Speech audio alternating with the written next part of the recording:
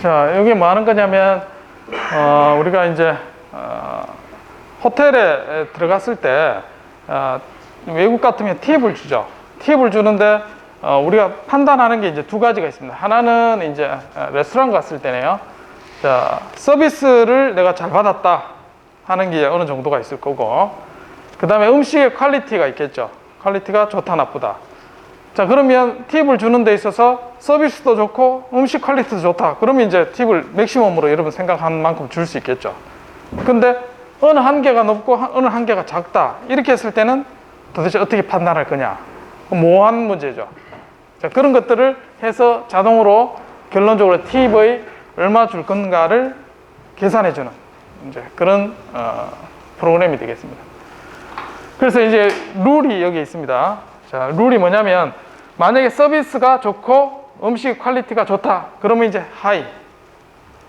자기가 생각하는 팁에 하이를 주는 거고. 그다음 두 번째는 서비스가 평균이고, 뭐 딴 거는 상관없습니다. 그 다음에 음식 퀄리티는 상관없고 서비스만 평균이면 팁은 중간 정도 준다. 자, 그렇게 룰이 하나 정해진 거예요. 그 다음 세 번째 룰은 뭐냐면 서비스가 나쁘고 음식 퀄리티가 나쁘면 아주 안 좋게 준다.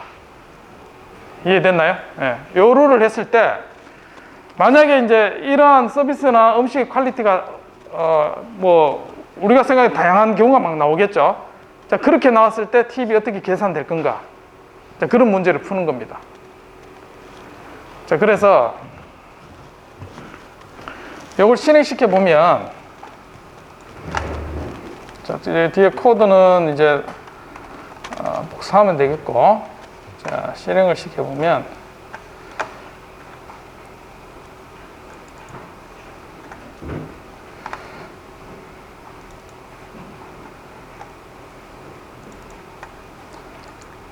자, 실행을 시켜서 앞에 있는 그 코드입니다.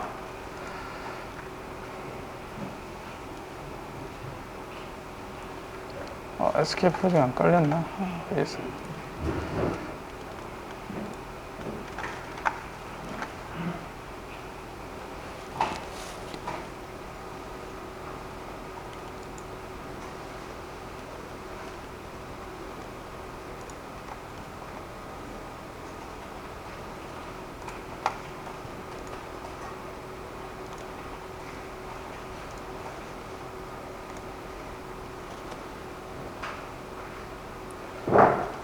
자, 여기 이제 실행시키면 결과가 이제 그림이 몇 가지 나옵니다. 홈페이지에 있는 것처럼. 그래서 1번 같은 경우는 이제 퀄리티, 음식의 퀄리티에 대한 소속 함수. 그래서 이제 음식의 퀄리티가 puor 하면 이제 여기에 0에서 10까지의 단위에서 puor한 정도. 그 다음에 요 주황색은 평균, 그 다음에 초록색은 퀄리티가 높은 거에 대한 소속 정도. 자, 그게 나타내고, 두 번째는 우리가 서비스에 대한 거죠. 서비스가 poor, average, good 이렇게 각각의 값을 나타내는 게 나옵니다. 자, 그 다음에 결론적으로 나오면 이제 팁을 주는 거죠. 팁을 마찬가지 적게 주고 많이 주는 거. 자, 이 범위가 0에서부터 25달러까지 이렇게 되어 있습니다. 자, 팁을 이렇게 주는 걸로 결론이, 나중에 배우겠지만 이거를 우리는 퍼지의 소속 함수라고 이야기를 합니다. 자, 그래서 최종 그 결론은 어떻게 됐느냐? 자, 내가 앞에 세 개의 룰이 있었죠. 룰에 따라서 최종 결론은 내가 만약에 서비스가 얼마 나오고 그런 입력이 들어왔을 때 여기는 이제 최종 결론을 낸 값입니다. 그래서 여기 활성화된 소속 함수를 보여주는 거고, 그 최종 결론은 이제 여기 보면 대략 20달러 나온 겁니다. 그래서 이제 여기에 보면 숫자로 나오죠. 그래서 19.8달러가 최종 답이 나온 걸로 이렇게 나옵니다. 그래서 여기 보면 퀄리티는 3, 서비스는 3 이렇게 줬을 때 값이 나온 거예요. 근데 이걸 여러분들이 뭐 값을 바꿔도 됩니다. 자, 값을 바꿨을 때 얘가 값이 어떻게 설정이 돼서 나오는지. 여기 있는 인풋. 자, 퀄리티가 6.5, 9.8일 때 내가 점수를 매긴 거죠. 그 결과를 넣었을 때 TV, 최종 결과가 어떻게 나오는가를 이 티핑 컴퓨팅에서 이제 계산하는 그런 걸 보여주고 있습니다. 자, 그래서 이제 요거는 툴을 써서 우리가 계산하는 그런 사례를 하나 보여준 겁니다. 우리가 할게. 그래서 이런 형태로 파이썬을 우리가 기존 라이브러리를 임포팅해서 활용하는 것을 여러분들 충분히 이제 GitHub나 오픈된 소스에서 이제 가져와서 여러분들이 원하는 대로 이렇게 활용을 할 수 있다라는 걸 보여주고 있습니다. 자, 요거는 예제를 본 거고. 자, 그래서 이제 우리가 설치하는 걸 해서 시뮬레이션 하는 거하고, 그 다음에 여기 같이 티핑 프로그램, 퍼지의 툴박스를 설치해서 사용하는 방법까지 모두 이제 확인을 해봤습니다. 자세한 내용들은 나중에 이제 설명을 할 겁니다. 자, 그런 것들은 나중에 이해를 하나씩 하고 일단은 실행되는 것만 확인하면 되겠습니다. 첫 번째 시간.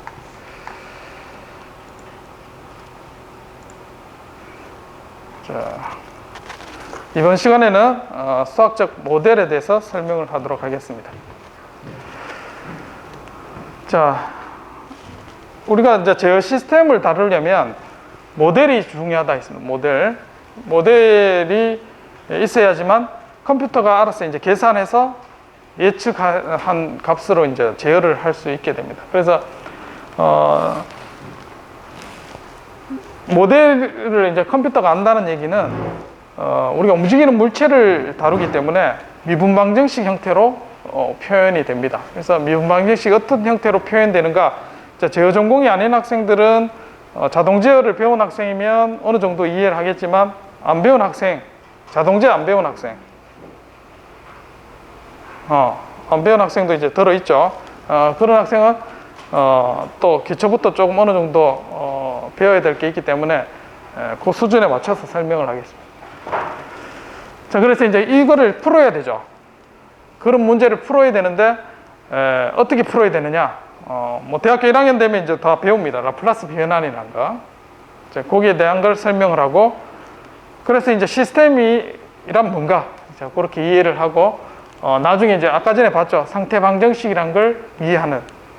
자, 요걸 이해해야지만 여러분들이 지능 시스템을 다룰 수 있는 기초가 되는 겁니다. 목표는 어쨌든 상태 방정식을 오늘 이해를 하면 되겠습니다. 자, 시스템이란 뭐냐? 여러분들 이런 용어를 많이 쓰는데, 면접에서 누가 얘기를 했을 때, 시스템이 뭐다? 이야기할 수 있어야 됩니다. 많이 쓰긴 하는데, 시스템 얘기하는데 정확하게 이제 설명을 할 수 있어야 됩니다. 그래서 어떤 목적을 수행하는, 목표를 이제 수행하는 게 분명히 있겠죠. 그걸 수행하기 위해서 컴포넌트들의 컨비네이션, 조합. 이때 이제 얘기하는 컴포넌트가 시스템마다 다르겠죠. 근데 우리가 하는 제어 시스템에는 이 컴포넌트라는 거는 상태를 얘기하는 거예요. 상태, 스테이트. 이 상태라는 거는 제일 쉽게 생각하면 돼요. 사람으로 치면 상태 같으면은 잠자다가 일어나서 차를 타고 학교 오고 밥 먹고, 이게 각각 상태죠. 상태가 바뀌는. 자, 이산적으로 내가 생각했던 상태. 앞에서 했던 서스펜디드 볼 시스템 같은 경우는 위치가 계속해서 연속적으로 바뀌죠. 그래서 연속적으로 상태가 바뀌는 게 일반적으로 상태 변수를 xt 이렇게 이제 시간에 대한 변수를 이렇게 표현을 할 수가 있습니다. 자, 그게 상태가 되고, 이 상태들이 결합해서 연결돼서 시스템의 결과로 나타나게 됩니다. 그래서 내가 어떤 목표의 출력이 내가 원하는 대로 보내기 위해서 입력을 조절할 수 있는 것. 자, 그게 이제 제어 시스템이 되겠습니다. 제가 그러면 이제 이 안에 어떤 형태로 우리가 상태로 이렇게 표현할 수 있는가를 좀 알 필요가 있습니다. 그래서 이제 크게는 이제 미분방정식 형태로 표현을 할 거고, 자, 이걸 풀기 위해서 라플라스 변환이라는 걸 이제 여러분 배웠을 겁니다. 자, 그거를 지금 와서 이제 상태 변수를 어떻게 표현할 건가, 자, 거기에 대해서 살펴보게 됩니다. 그래서 일반적으로 이제 시스템을 풀어가는 방법 중에 한 개는 맨 처음에 여러분들 모델이 필요합니다. 그래서 이제 자율주행 자동차를 한다. 그러면 이제 자율주행 자동차에서 필요한 시스템을 안에 컴포넌트별로 분석을 잘 해야 되겠죠. 뭐 블록 다이어그램 형태로 다음과 같이 이제 힘을 주면 아니면 뭐 우리가 핸들을 잡는 그런 문제라면 회전을 하게 될 거고, 자 여기를 이제 컨트롤하기 위한 제어기가 존재하겠죠. 그럼 이제 센서를 이용해서 이놈을 측정을 하겠죠. 센서 시스템이 쓰고. 그러면 이제 사람이 원하는 레퍼런스, 내가 가고자 하는 방향 있고, 이 센서 값에 의해서 얘는 각도인데 실제로는 제어를 하려면 전압이나 전기회로 계산할 수 있는 숫자, 물리량으로 바뀌어야 되겠죠. 그 센서가 그걸 바꿔주는 거죠. 그래서 이제 여기에서도 마찬가지 사람이 원하는 거하고 정기적인 신호로 바뀌어줍니다. 그래서 제어기가 이제 거기에 이제 보드에 해당되는 거죠. 보드에 들어가는 전기 신호에서 계산을 해서 실제 액추에이터, 이게 이제 시스템이 돼요. 자, 이런 형태로 여러분들이 블록 다이어그램, 이렇게 표현한 건 블록 다이어그램이라 합니다. 그래서 이제 여기에 들어가는 물리량이 각각 뭐가 되는지 이런 걸 분석하고 표현할 수 있어야 되고, 여기에서 이제 중요한 거는 이 모델에서 변수, 그렇죠, 미분 방정식으로 이제 표현을 하는 거죠. 자, 그래서 자, 제일 쉽게 우리가 자동차를 예를 드는 게 이제 제일 쉽겠죠.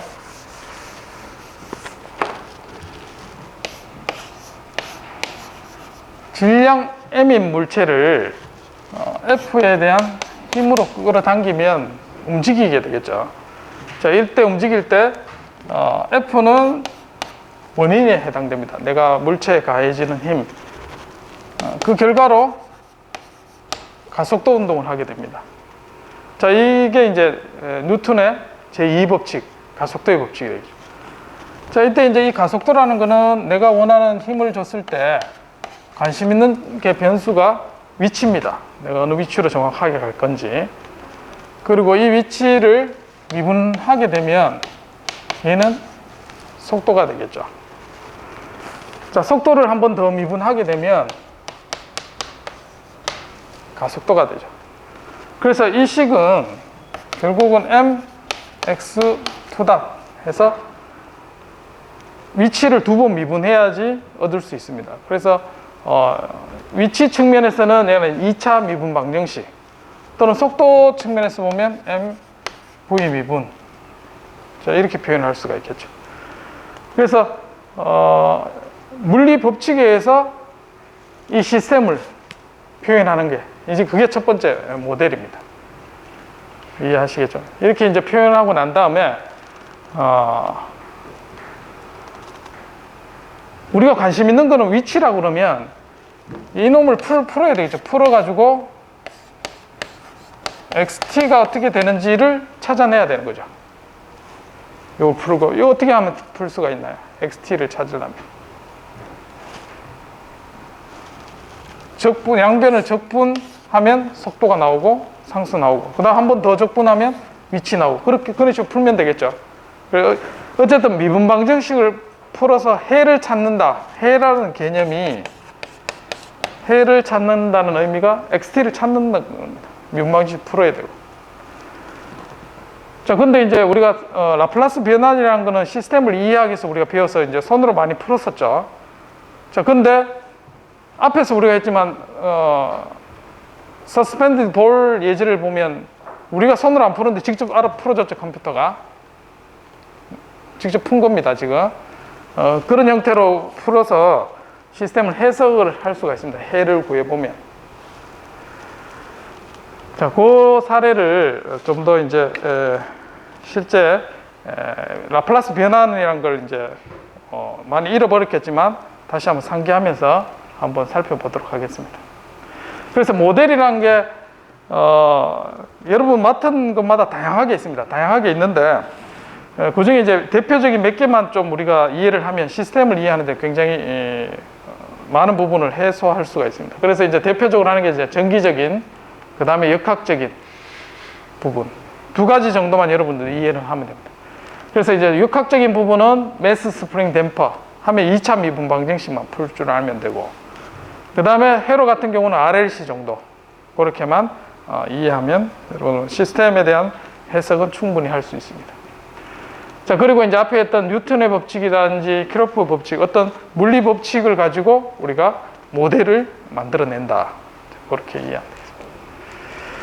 자, 앞에 했던 자동차 해당되는 문제를, 자, 힘을 줍니다. 힘을 주면 가속도 운동을 하겠죠. 자, 하는데 얘가 힘을 준다 해서 계속해서 가지는 않습니다. 자, 이 문제를 우리가 어떤 힘을 1뉴턴을 줬다 하면 이 물체는 안 멈춥니다. 계속해서 이제 증가하는 거죠. 적분 한 번 더 하고 더 하면 어떻게 되면 시간에 대해서 제곱항으로 풀리게 될 겁니다. 자, 그러면 익스포넨셜하게 미처 계속 증가하죠. 근데 실제로는 우리가 이제 멈추게 되죠. 그래서 가해지는 힘에 대해서 반대 방향의 힘이 분명히 있다. 자, 자동차 같은 경우는 속도에 저항하는 힘의 성분이 있습니다.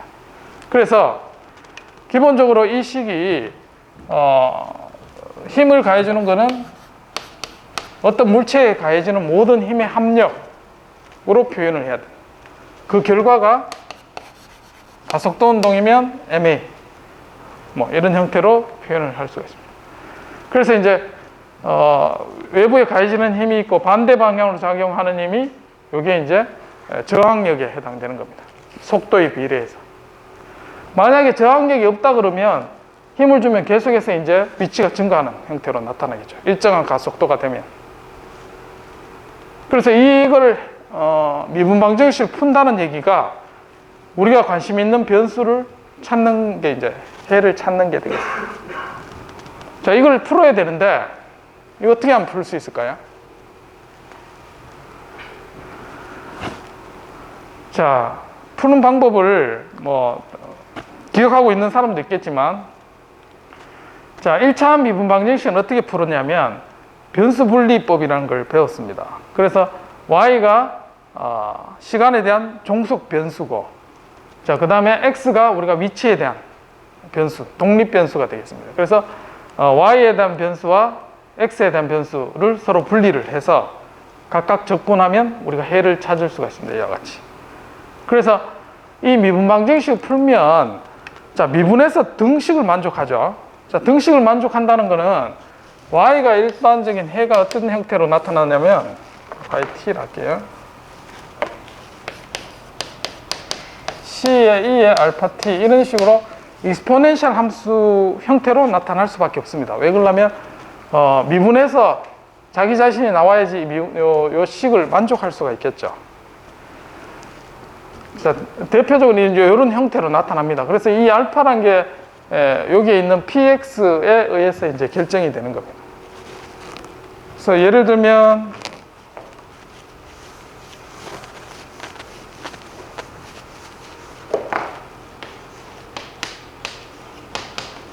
자, 이 1차 미분 방정식 푸시오 하면 이제 yt는 어떻게 됩니까? c에 e에 마이너스 이렇게 되겠죠. 이 초기 값에 의해서 익스포넨셜 줄어드는 이런 형태를 우리가 확인할 수가 있습니다. 맞나? 마이너스 맞나? 이게 플러스네. 이거 플러스랍니다. 맞겠죠. 이렇게 되겠죠. 자, 그래서 1차 미분 방정식 이와 같이 이제 우리가 변수 분리를 이용해서 풀 수 있고, 자, 지금 있는 우리 문제는 뭐냐면 요 1차 미분 방정식 형태에서 u가 있죠.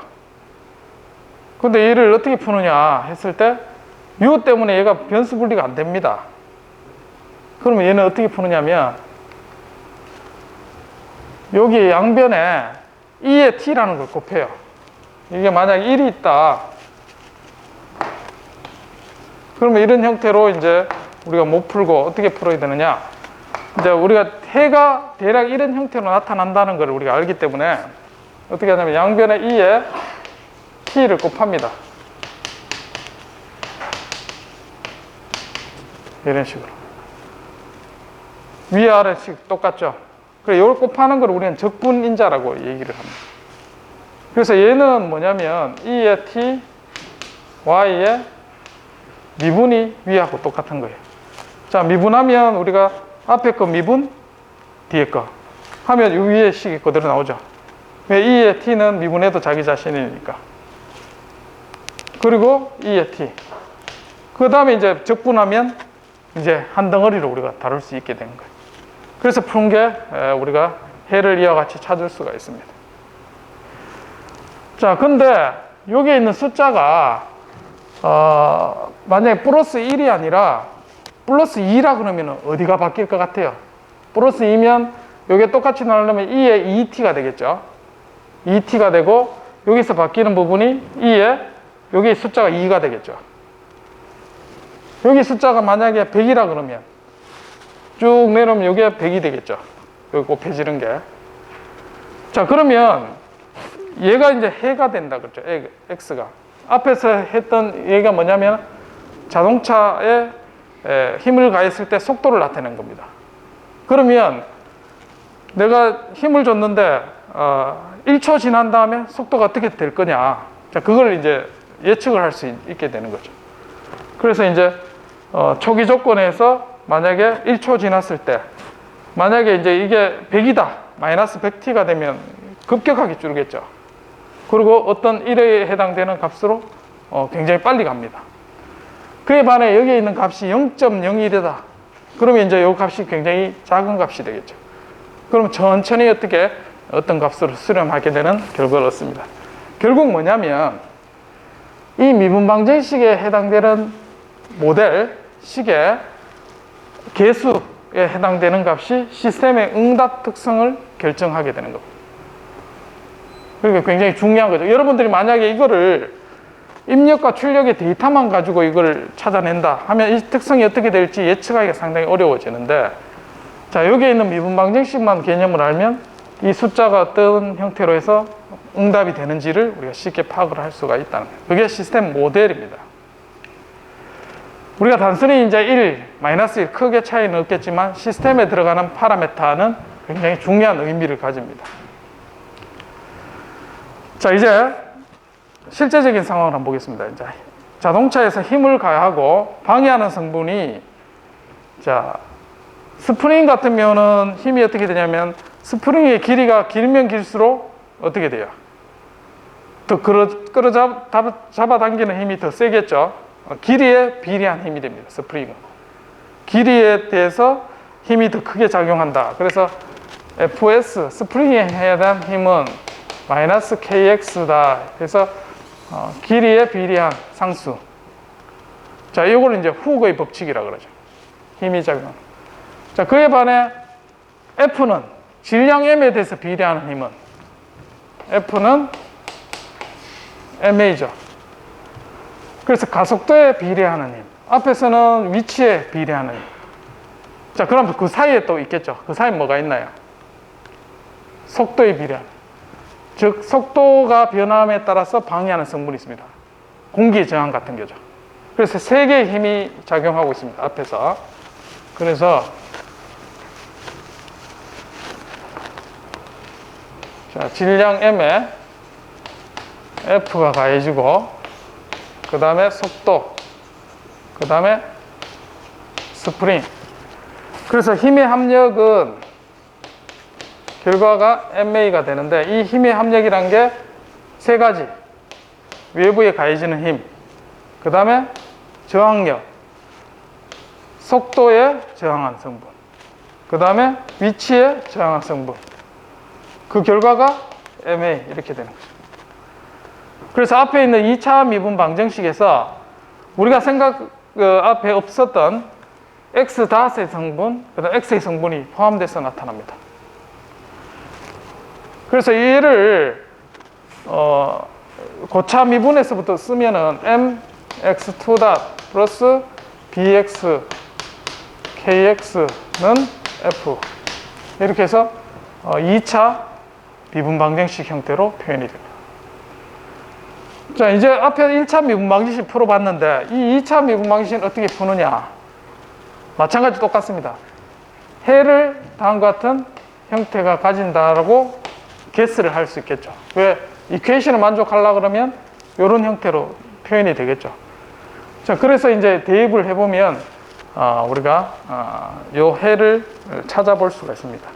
그래서 자, 이런 형태가 이걸 앞에 있는 거 세로로 세워보겠습니다. 세로로 세우면 요거는 중력에 해당되는 힘이고 위에서는 이제 끌어당기는 힘이 되겠죠. 이게 이제 자동차 치면은 액티브 서스펜션 시스템이에요.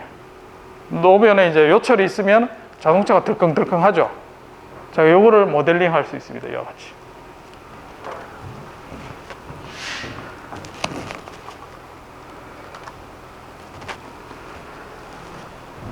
자, 그래서 이와 같이 똑같이 2차 미분 방정식 형태로 표현이 되고, 자, 위치를 미분한 거를 속도라고 하죠.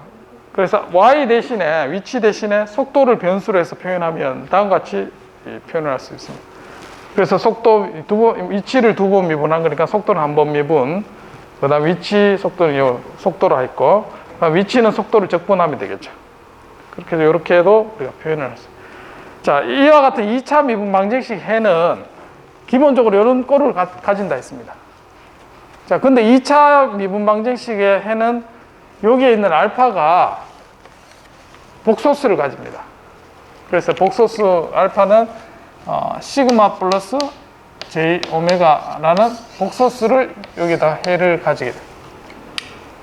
그러면 두 개의 파트로 나눠지게 되겠죠, 이게. 그래서 자, 해가 C에 E에 시그마 플러스 J 오메가 T 되고, C 하면 E에 시그마 T 곱하기 E에 J 오메가 T. 자, 이게 이제 실수에 해당되는 파트고, 복소수에 해당되는 파트, 얘는 뭔가요? 오일러 공식이죠. 오일러 공식에서 얘는 코사인 오메가 T 플러스 J의 사인 오메가 T가 됩니다. 즉 얘는 삼각함수 합에 의해서 표현하면 사인처럼 이렇게 표현이 돼요. 그래서 이제 시그마 실수에 해당되는 부분은 익스포넨셜리 줄어들거나 뭐 증가하는, 얘는 왔다 갔다 하는 공진하는 이런 성분이 나타. 그래서 이 해의 특성 때문에 이 스프링을 우리가 당겼다가 놓으면 왔다 갔다 하면서 딱 서는 거죠. 그래서 만약 왔다 갔다 하는 성분이 베타 값이 작으면 얘가 이제 작게 되겠죠. 그리고 여기에 있는 M, B, C 값에 따라서 왔다 갔다 하는 이 특성, 운동 특성이 결정되는 그런 게 됩니다. 그래서 이 알파 해가 여기 2차 미분 방정식의 특성 방정식을 풀면은 이 값을 우리가 찾을 수가 있습니다. 알파와 베타가. 그래서 대부분의 기본적인 시스템 모델을 해석할 때 2차 미분 방정식만 해석하면 나머지는 1차와 2차 결합으로 이렇게 표현되죠. 그래서 충분히 고차항도 해결을 할 수가 있습니다. 자, 그래서 요거를 푸는 게 이제 여러분 라플라스 변환이라는 거 이제 배웠었는데, 실제로 이제 이와 같은 미분 방정식을 해를 풀면은 라플라스 변환으로 이제 풀었다 생각했을 때 이렇게 됩니다. 자, 라플라스 변환을 S 두 번 미분이니까 S 제곱, 그 다음에 S, 그 다음에 K 해서 X에 대한 걸 공통으로 뽑아내면 X를 이제 Y라고 하고, 그럼 입력에서 출력까지 전달함수를 구하면 다음과 같은 S에 대한 항으로 표현이 됩니다. 자, 여기서 이제 여러분들이 갑자기 웬 S냐, 자, 그런 얘기가 나옵니다. 그래서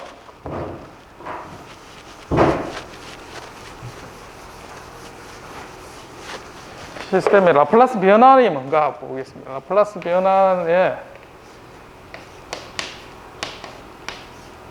뭐냐? 자, 정의가 이렇게 됩니다.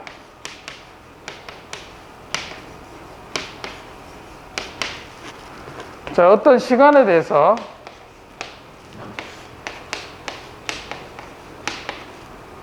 앞에서 옹수적 같이 왔다 갔다 하는 신호가 있죠. FT가. 시간에 대한 어떤 FT 신호가 있습니다. 얘를 우리가 어쨌든 미분 방정식에서 해를 풉니다.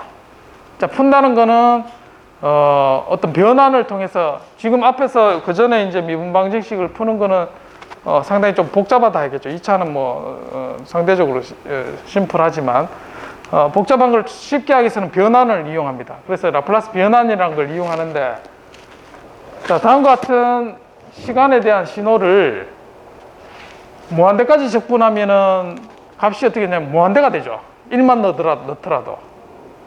그래서 얘가 무한대보다 작게 되는 어떤 값을 만들기 위해서는 어떻게 되냐면 E에 마이너스 알파 t, E에 마이너스 알파 t라는 걸 곱하면, 이런 걸 곱하게 되면 유한한 어떤 값으로 가질 수 있겠죠, 적분이. 자, 그래서 라플라스 변화를 이렇게 하는데, 이때 사용되는 S가 뭐냐면 S가 시그마 플러스 J 오메가로 실수가 아니라 복소수를 사용한 겁니다. 자, 그게 라플라스의 변환의 정의고, 자, 이렇게 이용해서 우리가 미분 방정식을 좀 더 쉽게 풀 수 있도록 이제 활용을 했습니다. 그래서 자, 이 라플라스 변환의 특징이 뭐냐면 미분, 한 번 미분은 곱하기 S, 두 번 미분은 S제곱. 그럼 적분은 뭐일 것 같아요? 적분은 S분의 1. 즉 F를 미분한 것은 라플라스 변환을 하면 S의 Fs, 요와 같이, 이건 초기 조건이고, 그래서 원래 FT를 라플라스 변환한 거에다가 S를 곱한 형태가 됩니다. 그럼 적분한 거를 라플라스 변환을 하면 S분의 Fs, 즉 원래 라플라스 변환에다가 S를 나눈 게 이제 적분이 된다. 그래서 여기는 미분이니까 S, 미분 두 번 있었죠. S제곱. 그렇게 해서 이와 같은 해가 되고, 자, 그래 이 정의에 따라서 만약에 1이라는 숫자를 라플라스 변환을 했으면, 자, 결과는, 자, 여기서 그릴게요.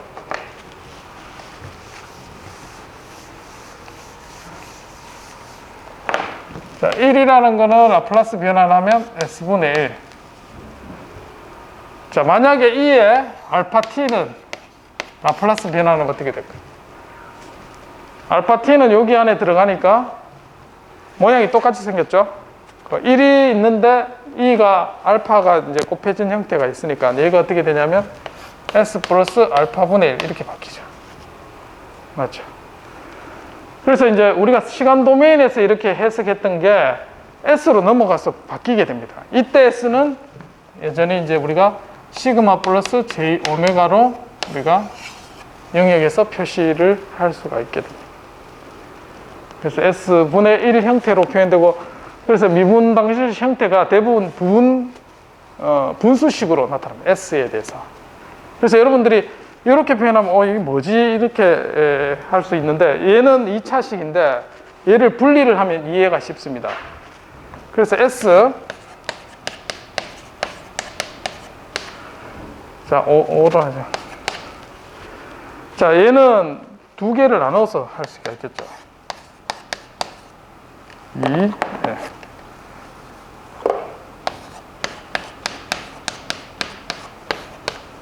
자, 이렇게 되기 때문에 얘는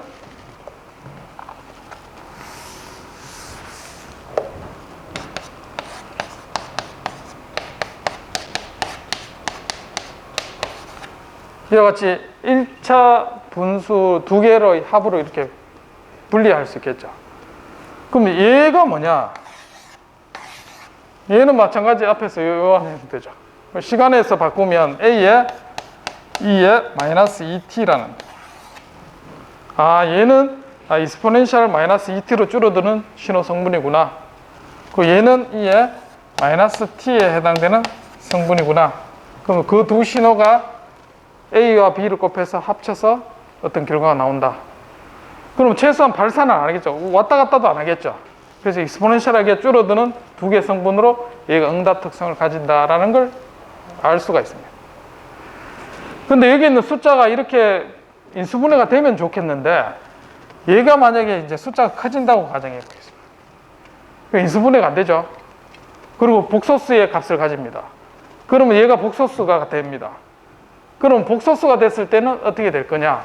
자, 그거를 한번 보겠습니다. 복소수가 있는 경우.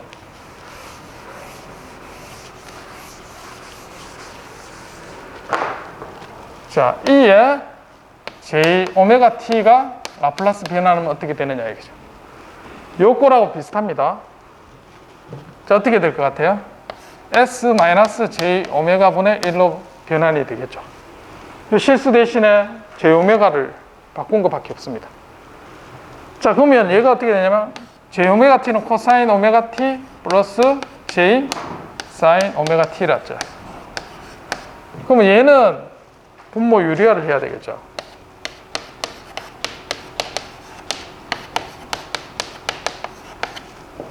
자, 그렇게 하고 나니까 얘는 어떻게 되냐면 S제곱 더하기 오메가 제곱분의 S 플러스 J 오메가 이와 같이 됩니다. 그래서 요게 실수 파트, 요게 허수 파트죠. 그래서 실수 파트는 다음과 같은, 허수 파트는 이와 같은. 그래서 앞에서 복소수에 해당되는 부분이 해가 나올 때는 이 두 개 근이 1차 두 개로 나눠지지 않죠. 그래서 하나로 됐을 때는 코사인 성분과 사인 성분이 나타나야 돼요. 그래서 이제 라플라스 변환을 했을 때는 코사인 성분은 S제곱에서 분자가 S, 사인 성분은 오메가 있는 형태로 우리가 나타나게 됩니다. 그래서 이 숫자가 부분 분수로 해서 인수분해가 되는 건지 아니면 해가 복소수가 되는 거인지에 따라서 이 응답 특성이 결정이 됩니다. 만약에 이 3이라는 게 어디 나왔습니까? 3은 쭉 따라가려면 이 C 있죠. C에 해당합니다. 속도에 변하는 성분이다. 속도에 저항하는 성분이 만약에 0 돼버리면 어떻게 될까요? 0 돼버리면 S제곱 더하기 2분의 5죠. 얘는 라플라스 변환하면 뭐냐면 사인 성분이 남습니다. 그래서 저항하는 성분이 없으면 얘가 왔다 갔다 그래요. 만약에 이게 없다 그러면 어떻게 될까요? 자, 스프링에 대한 성분이 없다. 그러면 2차 방정식에서 얘가 0이면은 흔들리는 부분이 없습니다. 그래서 얘는 깔끔하게 제로하고 익스포넨셜하게 쫙 나옵니다. 되겠죠? 그래서 시스템 모델만 이렇게 보면 숫자에 따라서 얘가 어떤 응답 특성을 가진다는 우리가 쉽게 예측을 할 수가 있게 됩니다.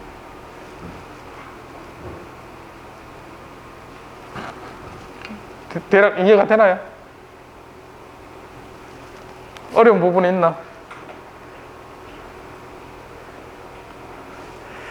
자, 이런 게 회로에서도 똑같이 나옵니다. RLC 회로를 모델을 해보면 다음과 같이 2차 미분 방정식 형태로 앞에서 이제 속도에 대한 부분, 요게 요게 RLC 회로에 대한 거죠. 요게 매스 스프링 댐퍼에 하고 똑같습니다.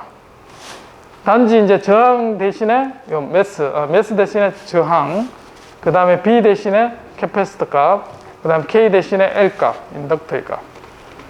자, 그래서 얘를 풀면 마찬가지 얘하고 똑같이 나옵니다. 그래서 이 회로에서 내가 전류를 흘려보내요. 그리고 이 전압을 측정해보면 전류가 내가 1A를 흘려보면 1A가 나와야 되는데 얘가 어떻게 되면 이렇게 왔다 갔다 그래요. 전압이. 이거 왜 이러지? 그 시스템의 특성을 알아야지 이걸 이해를 할 수가 있다. 이 안에 들어가 있는 RLC 값에 의해서 이 알파와 베타 값이 결정되기 때문에 이런 움직임이 보이게 되는 겁니다.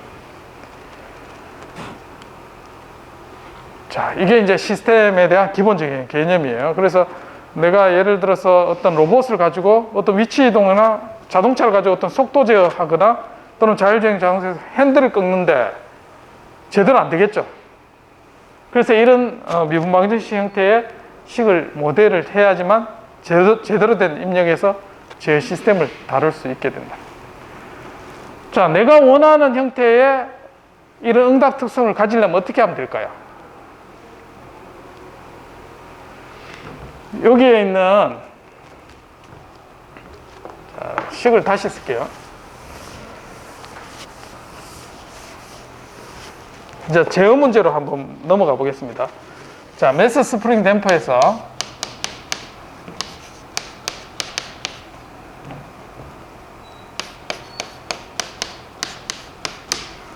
자, 내가 힘을 주는데 일정한 힘이 아니라 내가 원하는 대로 얘가 응답 특성을 얘는 만약에 K 값이 커가지고 왔다 갔다 그런다 하겠습니다. 왔다 갔다 하는 이런 성질을 원래 갖고 있는데 내가 힘을 줘서 내가 원하는 응답 특성을 만들고 싶다 했을 때 내가 이걸 없애고 싶어요. 얘를 조정해서 어떻게 없애면 될까요? F를 어떻게 주냐면 KX 하면 여기가 사라져 버리겠죠. 맞습니까? 아니면 K'을 줘가지고 주면 얘가 서로 상쇄되겠죠. 자, 이게 피드백 제어입니다. 이게 가지는 의미가 뭐냐면 X는 뭐냐면 위치죠, 위치. 내 위치를 측정을 해서 개인을 곱합니다. 그럼 위치 측정하고 마이크로 프로세서에서 개인을 곱하여 어떤 F 값을 계산하죠. 그래서 입력어를 사용하면 얘는 성분이 사라집니다. 그럼 미분 방정식이 이런 형태로 바뀌겠죠.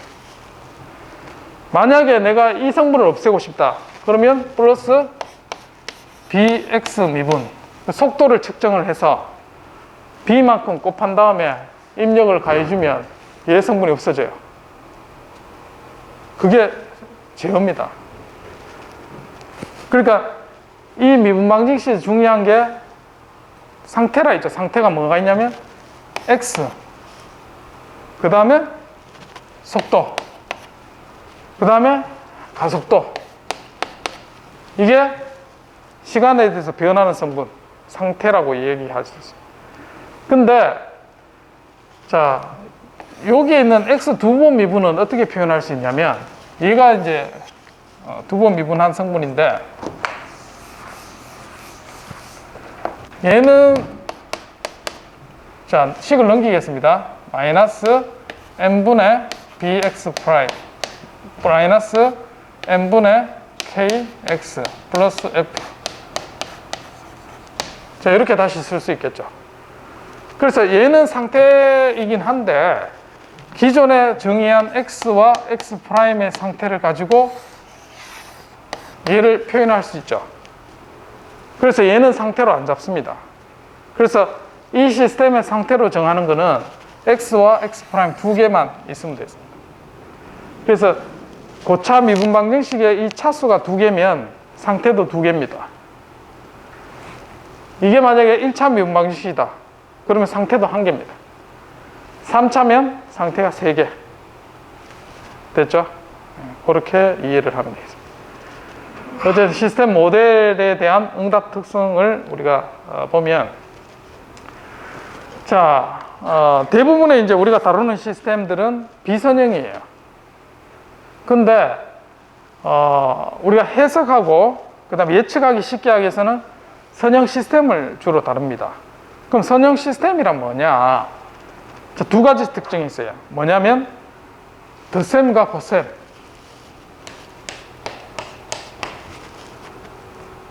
덧셈을 해가지고, 자, 이런 경우를 보겠습니다.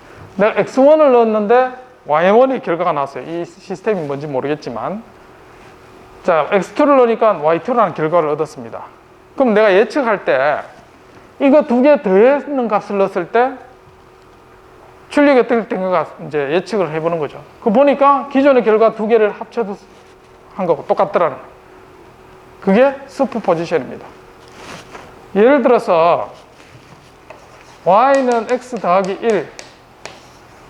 자, 이런 시스템이 이 슈퍼포지션을 만족할까요? 자, 입력으로 1을 넣겠습니다. 1을 하고, 그럼 출력이 뭐가 됩니까? 2가 되죠. 그럼 입력을 2를 넣겠습니다. 그러면 얘는 출력이 3이 되죠. 그럼 두 개 더 있는 3을 넣으면 결과가 4가 나오죠. 근데 기존 결과 두 개 더 하니까 4하고 다르고 5가 되죠. 그래서 얘가 서로 다르죠, 지금. 맞습니까? 그래서 이 슈퍼포지션이 만족 안 해요. 얘는 선형이 아닙니다. 그래서 선형이 될 조건은 기본적으로 덧셈 법칙이 만족해야 돼요. 그 다음 추가적으로 또 하나, 곱셈의 법칙. 전문용어로 이제 슈퍼포지션 호모지니티입니다. 곱셈 법칙은 뭐냐면 기존의 결과가 있는 데서 내가 베타를 곱해요.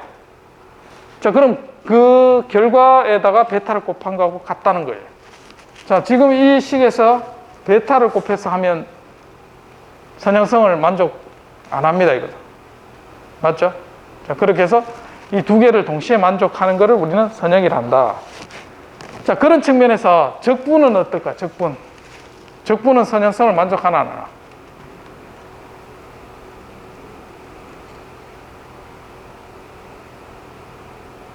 적분은 더하기 만약에 1을 해서 했는가 하고 2 했는가 하고 3을 더한 다음에 적분했는 결과가 어떻습니까?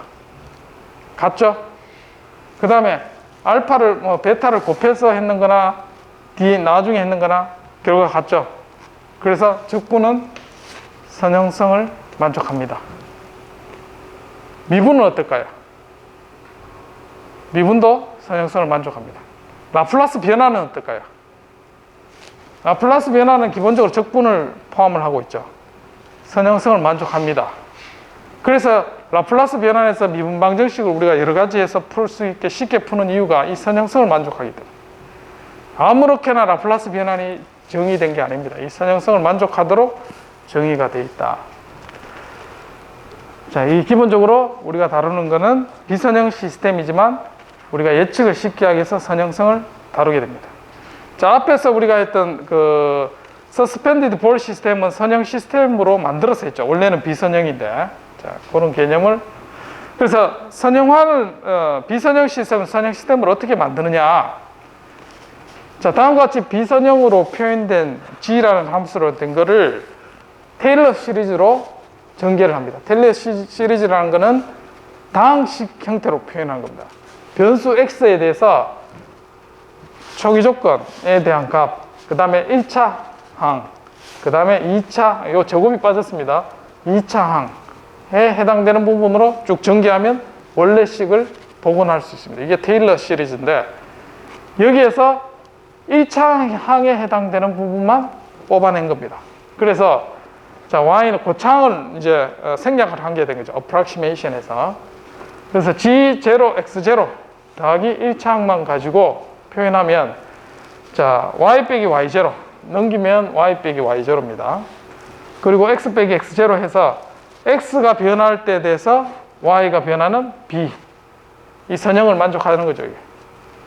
자, 이렇게 해서 비선형을 선형화할 수 있는데 자, 이와 같이 함수가 y의 제곱이라고 그러면 얘를 앞에 있는 미분해서 동작점 y0를 대입하면 기울기가 나오겠죠. 이게 만약에 1이라 그러면 미분하면 2y.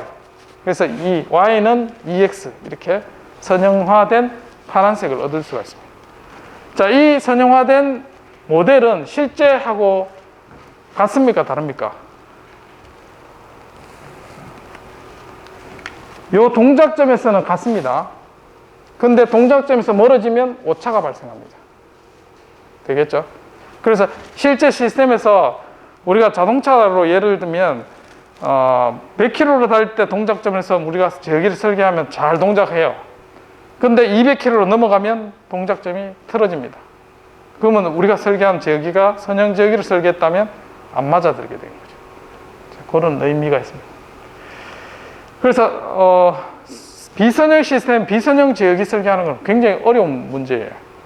그런데 비선형 시스템을 선형화해서 지역이 설계하는 것은 아주 쉬운 문제가 됩니다. 자, 그렇게 해서 쉬운 문제를 풀어서 이 오차에 해당되는 부분만 우리가 해결해주면 되겠다. 자, 쉬운 예로 진자운동을 하는 걸 보면 진자운동에 가해지는 힘을 분석해 보면 얘는 회전운동을 합니다. 자, 회전운동을 한다는 것은 중력에 의해서 길이 곱하기 수직에 해당되는 힘, 즉 mg 중력 곱하기 반지름 곱하기 수직에 해당되는 힘이 토크가 되겠습니다. 자, 그 결과로 F는 ma 질량에 해당되는 게 관성 질량입니다. 자, 요 9에 해당되는 거는 ml 제곱이 관성 질량이에요. 그리고 가속도에 해당되는 게 각 가속도 알파. 그래서 세타를 미분하면 속도, 회전 속도를 미분하면 각 가속도. 각 가속도는 다음과 같이 사인 세타에 대한 비선형 미분 방정식으로 풀리게 됩니다. 그래서 세타가 0에서 선형화 시키면 사인 세타는 세타가 됩니다. 자, 그래서 얘를 라플라스 변환하면 세타에 한 번 미분 한 항이 없습니다. 지금 속도에 저항하는 성분이 없어요. 그래서 얘가 어떻게 되냐면 라플라스 변환해서 얘를 풀면은 어떻게 되냐면 S제곱 더하기 오메가 제곱에 오메가 이와 같은 형태로 해가 나옵니다. 자, 그러면 얘가 뭐냐? 사인처럼 왔다 갔다 하는 거죠. 그래서 진자 운동을 하게 되는 거예요. 그래서 이 풀이를 여러분 이해할 수 있으면 충분히 이 다이나믹스가 어떻게 동작하는지를 해석을 할 수 있게 됩니다. 자, 앞에서 이제 전달함수라는 걸 요거는 스킵하도록 하겠습니다. 이와 같이 어쨌든 미분방정식을 라플라스 변환과 역변환을 통해서 우리가 해석하는 걸 풀이를 찾아볼 수 있고, 대표적으로 모터 같은 경우도 이와 같이 정기적인 회로 1차 미분방정식, 그 다음 회전운동하는 거에 대해서 2차 미분방정식이죠. 그래서 두 개를 연립해서 풀면은 다음과 같이 전압에서 모터의 각도까지는 3차 미분방정식으로 나오고, 만약에 속도 제어를 한다, 모터를 속도 제어를 한다 그러면 얘는 1차 미분방정식이죠. 그리고 전류에 대한 1차 미분방정식, 그래서 2차 미분방정식. 모터는 DC 모터를 속도 제어를 한다면 2차 미분방정식으로 나타납니다. 자, 해를 라플라스 변환을 통해서 푸는 거는 이와 같이 이제 얘를 통해서 여러분들이 충분히 알 수 있고, 여기 있는 숫자가 처음에 앞에 거는 1, 그 다음에 4, 3 나오죠. 그래서 여기 보면 특성 방정식이 나옵니다. 그 2차 방정식의 해는 마이너스 3, 마이너스 1 이렇게 두 개 나오죠. 자, 그래서 얘 해가 보면 마이너스 1, 마이너스 3 있는 걸로 해서 해가 익스포넨셜하게 줄어드는 걸 확인할 수 있고, 자, 최종적으로 얘가 어떤 값에 수렴하는가를 보면 미분이라는 것은 시간에 대해서 변화하는 겁니다. 그러면 시간이 무한히 지나면 얘가 시스템이 어떻게 하면 안정하다면 일정한 값을 가지죠. 그러면 2차 미분, 1차 미분 다 0으로 갈 거예요. 그러면 결국 얘만 남게 되죠. RT가 1이라 그러면 YT는 결국 최종적으로 어떻게 하면 3분의 2가 돼요. 그래서 얘가 없어졌을 때 남는 게 3분의 2가 남을 수밖에 없는 거죠. 그래서 미분방정식이 여러분들 처음 봤을 때는 어렵게 생각되겠지만 얘 풀이를 가만히 보면 뭐 시간이 무한히 지나면 결국은 다 000 해주고 풀면 되고, 일시적인 응답에서 왔다 갔다 하는 거는 얘 미분방정식의 특성방정식을 우리가 풀어보면 이렇게 동작하는구나 이해를 할 수가 있습니다. 자, 오늘 수업을 하고 여러분들이 시스템의 미분방정식을 보고 특성을 어떻게 이제 동작하는지 대략 볼 수 있는 그런 안목이 생겨야 되겠습니다. 그래서 자, 시스템 응답이 어떤 거는 입력을 줬는데 이렇게 가는 게 있고, 어떤 거는 올라갔다가 슉 내려가는 게 있고, 어떤 거는 왔다 갔다 하는 게 있습니다. 그게 이유가 뭐냐면, 자, 다음과 같은 숫자에 자, 요게 이제 깔끔하게 이렇게 올라가는 겁니다. 그러면 이제 다항식을 풀면은 익스포넨셜 해서 S 플러스 3의 제곱이 형태가, 요게 이제, 요게 크죠. 속도 성분이 크니까, 저항하는 성분이 커지는 겁니다. 자, 그 다음에 얘가 만약에 줄어들었다, 어떻게 되냐면, 바람에 의해서 저항하는 성분이 적어져요. 그러면 얘가 출렁출렁 거리기 시작합니다.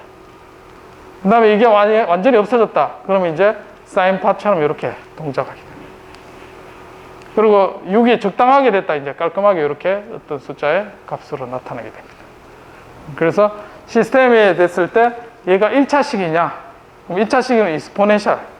2차식이면 여기에 있는 개수에 따라서 왔다 갔다 하는 게 결정이 된다.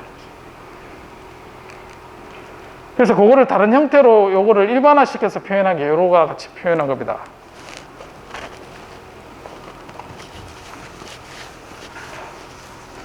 자, 일반적인 식이 S제곱 더하기 AS 플러스 B분의 뭐 A. 자, 이게 이제 2차식의 전달함수 형태였다면, 우리가 필요로 한 거는 A, B 두 개죠. 이거를 이와 같이 제타와 오메가를 이렇게 표현해도 됩니다. 왜 이걸 제타와 오메가로 표현했냐면, AB로 표현하면 시스템의 특성을 파악하기 어렵기 때문에 이 중간에 있는 게 속도 성분이라 했죠. 바람의 저항. 제타가 0이면 이 성분이 없어져요. 이걸 댐퍼랍니다. 댐핑 레이쇼. 댐핑 레이쇼가 0이면 얘가 어떻게 되냐면 시그마, 여기 라플라스 변환을 한 다음에 영역은 S 더하면 S는 시그마와 제오메가 축으로 표현을 합니다. 그래서 이 특성 방정식의 근을 구해보면 이와 같이 되는데, 자, 여기에 있는 게 실수근, 그 다음에 여기에 있는 게 허수근입니다. 그래서 실수와 허수근에 따라서, 자, 실수에 해당되는 게 제타 오메가 n, 허수에 해당되는 부분 이와 같이 됩니다. 이게 이제 근의 위치가 되겠죠. 2차 방정식이니까 이 두 개의 근을 표현할 수 있어요. S의 시그마축, 실수근과 허수근 사이에 얘가 표현해요. 그래서 이 실수근이 음이면 익스포넨셜하게 안정되게 되고, 얘가 오른쪽으로 넘어가면 발산하게 되고, 그 다음에 주파수가 여기는 점점 빨라지는 거. 얘가 작아지면 주파수가 천천히 가는 거. 만약에 이렇게 되면 어떻게 될까요? 사인, 코사인 성분이 아예 없어지고 실수근이 빠져요. 이 제타 오메가.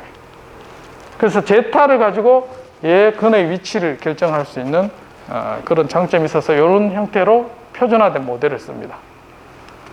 그래서 전달함수의 S로 표현된 게 얘는 라플라스 변환해서 복소 평면에서 얘를 표현한 거구나. 그렇게 이해하면 되겠습니다. 그래서 이 복소 평면에서 이 근의 위치에 따라서, 자, 제오메가 축에 있으면 왔다 갔다, 그 다음 실수 축에 있으면 왔다 갔다 하는 거와 줄어드는 거 같이, 만약에 실수만 있으면 왔다 갔다 하는 성분은 전혀 없이 깔끔하게 나옵니다. 두 개 실근도 마찬가지, 하나는 빠른 거, 하나는 느린 거 합쳐져서 응답 특성이 생깁니다. 그래서 제타 값에 따라서 이와 같이 우리가 변하는 걸 예측을 할 수가 있습니다. 자, 그래서 이제 일반적으로 댐핑했는 응답 특성은 익스포넨셜 성분과 사인 성분이 합쳐져서 응답 특성이 나타나게 됩니다. 자, 10분 쉬었다가 상태 방정식에 대한 걸 좀 더 상세하게 살펴보겠습니다. 질문 있으면 질문해 주시기 바랍니다.